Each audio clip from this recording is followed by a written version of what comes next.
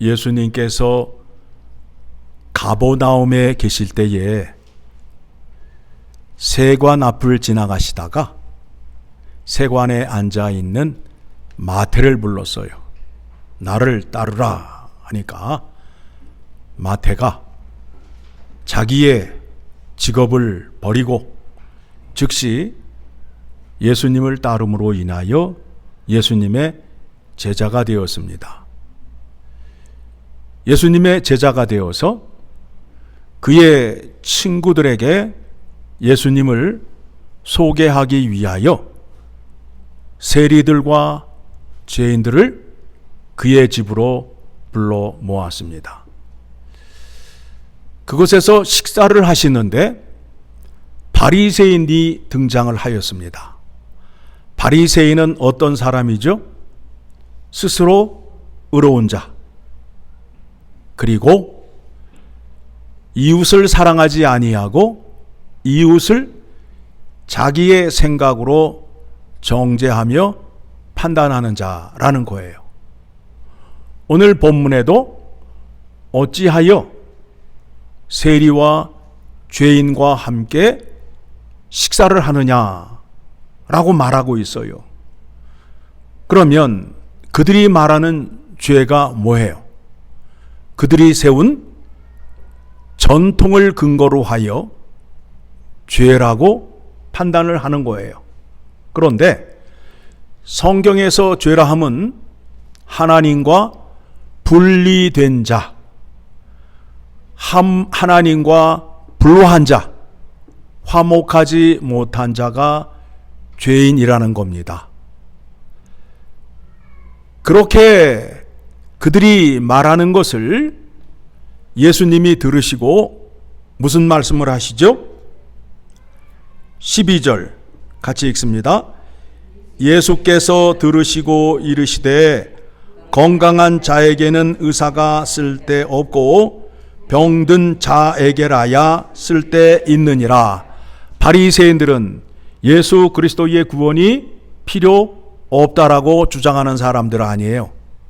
그들은 이미 구원을 얻었고 메시아가 오게 되면 상을 받을 사람이다 라고 주장하는 사람들이에요. 그러다 보니까 예수님의 구원이 필요하지 않았어요. 말씀하시기를 건강한 자에게는 의사가 필요 없고 병든 자에게 필요하다라는 말씀을 하시면서 13절 같이 읽습니다. 너희는 가서 내가 긍휼을 원하고 제사를 원하지 아니하노라 하신 뜻이 무엇인지 배우라. 나는 의인을 부르러 온 것이 아니요 죄인을 부르러 왔노라 하시니라. 뭐라고 말씀하셨어요? 너희는 좀 가서 좀 배우고 와라. 너희는 가서 내가 긍휼을 원하고 제사를 원하지 아니하노라 하신 뜻이 무엇인지 배우라. 좀 배워라 말씀하시는 거예요. 자, 그러면 이제 배워라 말씀하셨는데 구약의 성경을 통해서 배워야 되겠지요. 이스라엘 백성들이 구약의 인물 가운데에 좋아하는 사람이 모세와 다윗입니다. 다윗의 시를 통하여 이 말씀을 살펴보도록 하겠습니다. 시편 51편을 가게 되면 시편 51편, 여러분 우리가 다윗 그러면 다윗이 물맷돌 5개를 들고 골리앗 장군을 쓰러뜨렸던 그 일을 기억하고 있는데 성경에서는 그 사건을 사무엘 상에서만 다루고 그 위에 다른 곳에서는 그 사건에 대해서 언급을 한다 안 한다? 안 한다. 그런데 신약 성경에 가장 많이 등장하는 인물이 누구예요? 다윗이란 말입니다. 그러면 다윗의 무엇을 인용하고 증거하기 위하여 다윗이 등장하는 거예요? 짱돌로 골리앗을 물리친 것은 등장하지 않는다라고 지금 고백했잖아요. 그러면 무엇 때문에 다윗이 그렇게 많이 등장하는가에 대한 궁금증을 가지셔야 돼요, 안 가지셔야 돼요? 가지셔야 되겠죠. 그것에 대한 답은 다윗이 구원자 예수 그리스도를 알고 바라는 믿음이 있었기 때문에 다윗이 등장하는 것입니다. 오늘 말씀 속에서도 예수 그리스도가 숨겨져 있음을 확인할 수 있게 됩니다. 시편 51편의 말씀의 배경은 다윗이 범죄한 것 여러분이 잘 알고 계시지요? 범죄하여서 재물을 들고 큰 죄를 지었으니 비둘기를 들고 나아갔겠어요? 송아지를 들고 나아갔겠어요? 큰 재물을 드리고 제사를 드렸는데 내 마음이 불편해. 죄가 온전히 사해지지 않았음을 알게 된 거예요. 누가? 다윗이 부자였잖아요. 왕이었잖아요. 그가 가진 재물로 하나님 앞에 나아가 제사를 열심히 드리며 내 죄를 사해달라고 제사를 드렸는데 마음이 편치가 않아요. 그래서 말씀을 보게 되면 1절 하나님이여 주의 인자를 따라 내게 은혜를 베푸시며 주의 많은 긍휼을 따라 내 죄악을 지워 주소서. 왜냐하면 내가 죄를 범하게 되면 하나님과의 관계가 어떻게 돼요? 끊어지게 되잖아요. 하나님 앞에 관계가 지속되기 위해서는 내가 죄의 사함을 받고 거룩한 자가 되어야 된다라는 거예요. 그래서 하나님과 관계를 유지하기 위해서 내 죄악을 지워달라고 말씀하고 있어요. 그리고 내가 지은 죄는 하나님의 말씀을 범한 죄임으로 인하여 하나님의 말씀으로 판단하여 온전하게 심판받기를 원한다는 거예요. 에? 우리 같으면 하나님 앞에 심판대에 섰을 때 한 10개 중에 한 2개 정도는 감추고 스리슬쩍 넘어가려고 하는 그런 마음이 있잖아요. 그런데 다윗은 어떻게 고백을 했다고요? 4절의 말씀 같이 읽습니다. 내가 주께만 범죄하여 주의 목전에 악을 행하여 싸우니 주께서 말씀하실 때에 의로우시다 하고 주께서 심판하실 때에 순전하시다 하리이다. 무슨 얘기냐면 다윗이 하나님 앞에 나와 자기의 모든 죄를 다 고백을 한 거예요. 다 고백을 한 거예요. 그러면서 5절의 말씀을 보게 되니까 내가 태어나기를 죄악 가운데에 태어나서 죄를 지을 수밖에 없다라는 거예요. 내 엄마가 죄인이기 때문에 나도 죄인이다라는 말씀을 5절에서 말씀을 하며 6절에서 보소서 주께서는 중심이 진실함을 원하시오니 내게 지혜를 은밀히 가르치시리이다.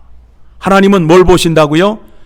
형식적으로 좋은 재물을 들고 와서 제사를 드리는 것이 아니라 마음으로 생각으로 정직하게 진실되게 제사를 드리는 것을 좋아하신다라는 거예요.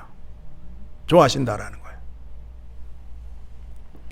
그래서 7절을 보게 되니까 우슬초로 나를 씻어달래요. 우슬초로 씻을 때는 나병 환자라든가 죽은 시체를 만진 자가 정결케 하기 위하여 우슬초로 씻음을 받게 되는데 자기를 그렇게 씻어 달래는 거예요. 씻어 주시는데 어디까지? 뼛속까지 깨끗하게 씻어 달래는 거예요. 사람 몸에서 보이지 않는 곳이 어디예요? 뼈가 안 보이잖아요. 뼈가. 그렇죠? 여러분 심심하면 이렇게 여러분의 살 속에 있는 뼈를 들여다보셔요? 그럴 리가 없지요. 그렇죠? 예. 깊은 곳, 뼛속까지도 깨끗하게 해달라는 거예요. 누가 그렇게 기도를 했다고요?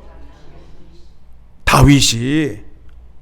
우리 같으면 그냥 설렁설렁, 그냥 대충 죄를 고하고 용서해 주시려면 해 주시고 말렘 말고 배짱으로 기도하고 나아가잖아요. 그런데 다윗은 어떻게 기도했다고요? 뼛속까지 깨끗하게 해달라고 간절히 기도하는 거예요. 그러면서 다시 한번 8절 말씀 볼까요? 같이 읽습니다. 내게 즐겁고 기쁜 소리를 들려주시사 주께서 꺾으신 뼈들도 즐거워하게 하소서. 기쁨의 회복. 그런 다음에 다시 한번 간구를 하죠. 9절.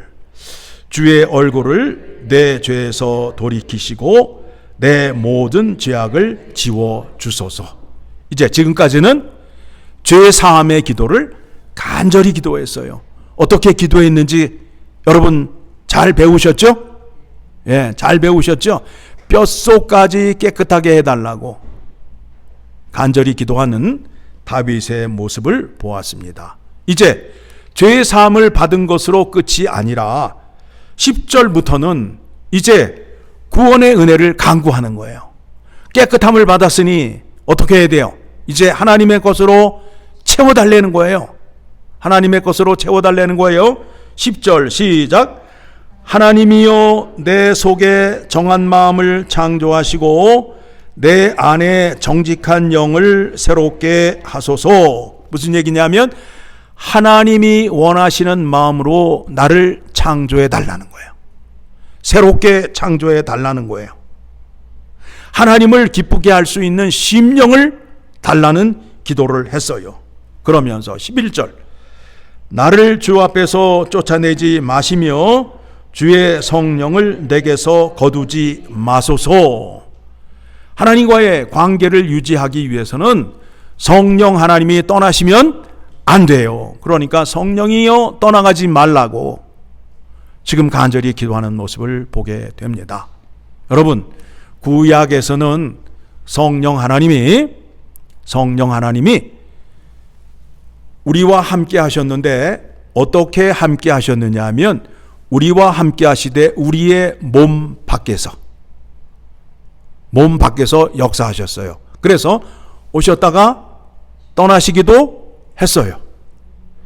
대표적인 게 누구냐면 사울 왕에게 하나님의 영이 임하니까 사울 왕이 선지자가 되어서 계시를 말하잖아요. 그래요, 안 그래요? 아멘이라고 하셔야 된다니까. 성경에 그렇게 나와 있어요. 네. 그런데 하나님 말씀에 순종하지 아니함으로 인하여 성령이 어떻게 됐어요? 떠났어요. 떠났더니 어떻게 됐어요? 악령이 들어왔다니까. 악령이 들어왔어요. 그래서 사울이 그 뒤에 어떤 행동을 해요? 무당을 찾아다니고 하나님 말씀에 순종하지 않다가 결국에는 창에 맞아 죽잖아요. 그렇죠? 그거를 누가 보았다고요? 다윗이 보았어요. 그래서 성령이 내게서 떠나시면 안 된다라는 거예요. 하나님과의 관계가 멀어지기 때문에 안 된다라는 거예요. 그런데 우리는 예수 그리스도를 통해서 성령 하나님이 몸 밖에서 역사하여 내 안에 들어와 계셔요. 내 안에 들어와 계시잖아요. 얼마나 큰 복을 받았어요. 얼마나 큰 복을 받았어요. 그래서 12절에 같이 읽습니다. 주의 구원의 즐거움을 내게 회복시켜 주시고 자원하는 심령을 주사 나를 붙드소서. 주의 구원의 은혜를 나에게 주시는데 하나님과 화목해 하는 은혜를 허락하여 주시고 하나님과 화목하게 됨으로 인하여 하나님 앞에 날마다 달려 나아갈 수 있는, 순종할 수 있는 심령, 자원하는 심령을 달라고 말씀하고 있어요. 왜 그럴까요? 복의 근원이 하나님이시기 때문에, 하나님에게서만 구원이, 은혜가 임하기 때문에 자원하는 심령으로 하나님 앞에 나아가겠다는 겁니다. 자, 13절. 이제 여기가 굉장히 중요합니다. 13절. 거기다가 별표하시고 같이 읽습니다. 그리하면 내가 범죄자에게 주의 도를 가르치리니 죄인들이 죽게 돌아오리이다. 그와 같은 은혜를 주시게 되면 다윗은 그 은혜를 받고 나 혼자 누리겠다, 아니면 죄인들에게 전하겠다. 죄인들에게 전하겠다는 거예요. 내가 이렇게 구원을 받았다. 그러니 너희도 구원을 받아라. 다윗의 기도를 통하여 어떻게 구원이 임하는지를 알 수 있게 되지요. 예수님께서 바리새인들에게 뭐라고 말씀하셨다고요? 너희는 가서 배워라. 누구를 통하여? 다윗을 통하여 좀 배워라. 하나님이 무엇을 원하시고 하나님이 무엇을 이루려 하시는지를 좀 배워라 라고 말하는 거예요. 자, 그래서 14절 같이 읽습니다. 하나님이여, 나의 구원의 하나님이여, 피 흘린 죄에서 나를 건지셔서 내 혀가 주의 의를 높이 노래하리이다. 내가 구원을 받고 의인이 되는 것은 나의 능력, 나의 잘남으로 된다? 아니면 전적인 하나님의 구원의 은혜이다. 하나님의 구원의 은혜가 나에게 오는데 하나님의 의가 나에게 전가되어서 내가 의인이 되었고 하나님의 의를 받음으로 인하여 하나님의 거룩함과 선하심과 의로움을 들을 수 있고 따라 행할 수 있게 된다라는 것입니다. 그래서 그 구원의 은혜를 누가 받았어요? 지금 다윗이 받아서 뭐 하고 있어요? 찬양을 하고 있잖아요. 찬양을 하고 있잖아요. 15절. 주여 내 입술을 열어 주소서, 내 입이 주를 찬송하여 전파리이다. 그러면서 16절에서 이와 같이 말씀하십니다. 주께서는 제사를 기뻐하지 아니하시나니 그렇지 아니하면 내가 드렸을 것이라. 주는 번제를 기뻐하지 아니하시나이다. 무슨 얘기예요? 하나님께서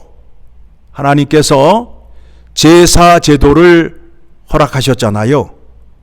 그런데 다윗이 지금 뭐라 고백하느냐 하면 하나님은 제사를 싫어하신다라고 말하는데 제사 제도를 부인하는 것이 아니라 마음과 생각이 하나님을 향한 간절한 마음과 순종하는 마음 없이 제사를 드리게 되면 하나님은 그 제사를 받으신다, 안 받으신다? 안 받으신다라는 거예요. 하나님이 우리에게 원하시는 것이 무엇이냐 하면 좋은 재물을 들고 오는 것을 원하지 않으셔요. 상한 심령을 들고 오라는 거예요. 상한 심령. 17절 시작. 하나님께서 구하시는 제사는 상한 심령이라. 하나님이여, 상하고 통회하는 마음을 주께서 멸시하지 아니하시리이다. 무슨 얘기냐면 상한 마음이라는 것은 무슨 마음이냐 하면 지금 앞에서 다윗이 하나님께 기도할 때에 나는 죄인입니다. 나는 죄인입니다. 구원을 받기 위해서는 전적으로 하나님의 의가 전가되어야 되고 하나님의 능력이 나에게 임하여야 내가 구원을 받을 수 있습니다. 나는 죄인입니다. 나는 무능한 자입니다. 내 죄를 내가 어떻게 씻을 수 없는 존재입니다. 그러니 나를 깨끗이 뼛속까지 씻어주시고 하나님을 사랑하고 하나님과 합한 마음을 가질 수 있도록 마음을 고쳐주시옵소서. 그 마음을 들고 나오는 것이 어떤 마음이라고요? 상한 심령이라는 거예요. 상한 심령이라는 거예요. 18절 주의 은택으로 시온의 선을 행하시고 예루살렘 성을 쌓으소서. 다윗의 죄로 인하여 예루살렘에 재앙을 내리지 마시고 나에게 베풀어 주신 은혜로 말미암아 예루살렘이 다시 회복되게 하여 주시옵소서. 그렇죠. 그래서 그 예루살렘을 누구를 통하여 회복이 되지요? 예수 그리스도를 통하여 회복이 됨으로 인하여 그곳을 새 예루살렘이라고 말씀하고 있지요. 그러면서 19절 그때에 주께서 의로운 제사와 번제와 온전한 번제를 기뻐하시리니 그때에 그들이 숫소를 주의 제단에 드리리이다. 다윗에게 주셨던 그 은혜를 통하여 구원을 받은 자들이 하나님께 온전한 제사와 예배를 드릴 수 있다라는 거예요. 이렇게 예배를 드리게 되면 누가 기뻐하신다고요? 하나님이 기뻐하시고 하나님이 원하시는 제사가 된다라는 겁니다. 그렇죠? 여러분들 누구의 이름으로 구원을 받으셨어요? 예수 그리스도의 이름으로 구원을 받으셨잖아요. 자, 그러면 다윗처럼 구원의 은혜를 받았으면 시침이 뚝 떼고 나만 잘 먹고 잘 사는 자리에 있어야 되겠어요? 아니면 하나님의 구원의 능력을 찬양하고 그 구원의 은혜를 세상에 알려야 되겠어요? 후자가 돼야 되잖아요. 그렇죠? 자, 그 말씀에 대해서 고린도 후서 5장 18절을 가게 되면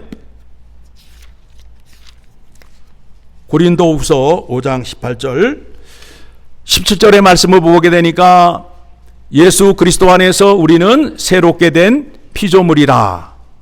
새롭게 창조가 되었지요. 내 마음은 어떤 마음으로 창조가 되었어요? 하나님 마음에 합한 마음으로 창조가 되었잖아요. 그리고 하나님 말씀에 순종하며 자원하는 마음으로 창조가 되었잖아요. 18절 시작. 모든 것이 하나님께로 났으며 그가 그리스도로 말미암아 우리를 자기와 화목하게 하시고 또 우리에게 화목하게 하는 직분을 주셨으니 예수님이 이 땅에 오셨는데 십자가의 화목 제물이 되셔서 우리와 하나님 관계를 어떻게 만드셨다고요? 화목한 관계로 만들었어요. 화목이 어떤 상태인 것을 지난주 설교에 말씀을 드렸는데 혹시 기억하고 계시나요? 화목이란 뜻이 뭐예요? 한 뜻이 되어서 다정다감한 상태를 말하는 거예요.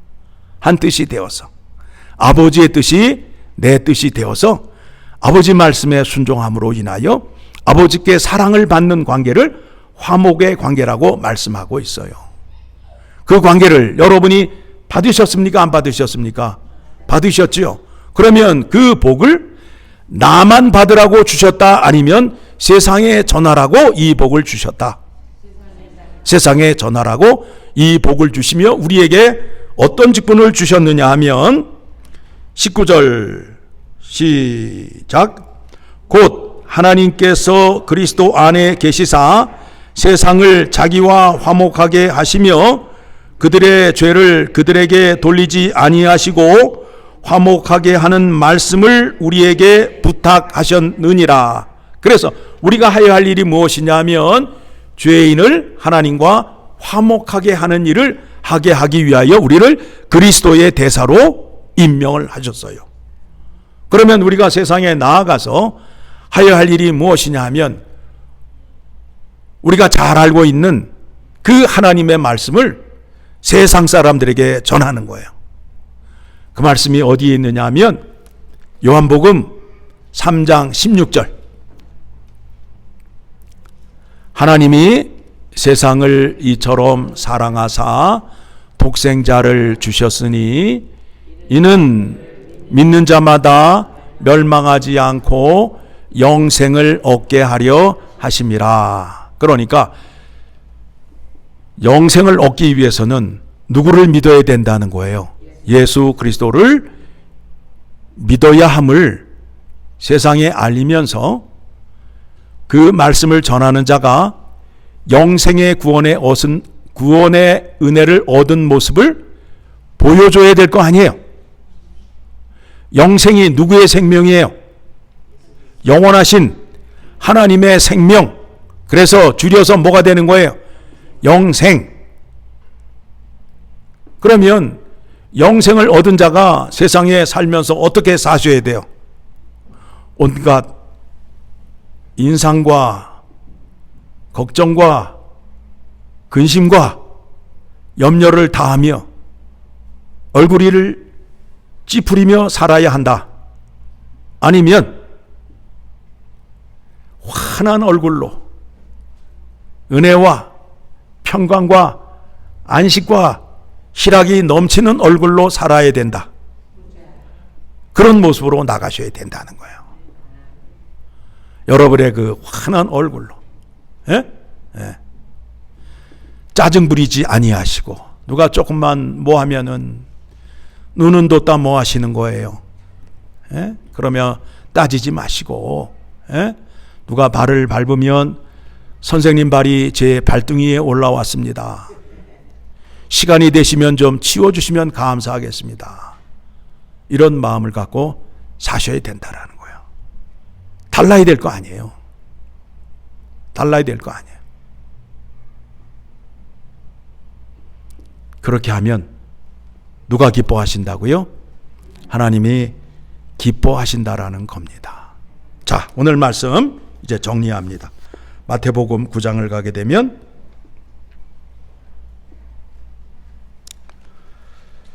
13절에 너희는 가서 내가 긍휼을 원하고 제사를 원하지 아니하노라 하신 뜻이 무엇인지 배우라. 나는 의인을 부르러 온 것이 아니요 죄인을 부르러 왔노라 하시니라. 이 말씀을 누구에게 했어요? 바리새인에게. 바리새인은 스스로 의인이라고 자랑하는 자잖아요. 그러니까 예수님께서 뭐라고 그래요? 나는 의인을 부르러 온 것이 아니라 죄인을 부르러 왔다. 바리새인들은 하나님 앞에 나아가 회개하거나 용서를 구하지 않아요. 자랑을 해요. 하나님, 나는 하루에 3번씩 기도하고요, 일주일에 2번 금식을 하고요 하면서 자기 자랑을 해요. 그런데 죄인은, 세리는 어떻게 기도했지요? 감히 하나님께 얼굴을 들지 못하고 나는 죄인입니다. 나는 하나님의 은혜가 필요한 사람입니다. 라고 기도를 하였잖아요. 결과로 예수님께서 제자에게 물으시죠. 누가 의인이냐? 누가 의로움을 받았느냐? 라고 질문을 하였을 때 제자들의 입에서 세리입니다. 라는 답을 하였습니다. 이 말씀에 따라 여러분도 하나님 앞에 나올 때 어떤 자세로 나오셔야 된다고요? 긍휼을 구하는 자세로 나오셔야 돼요. 나는 죄인입니다. 나는 무능한 자입니다.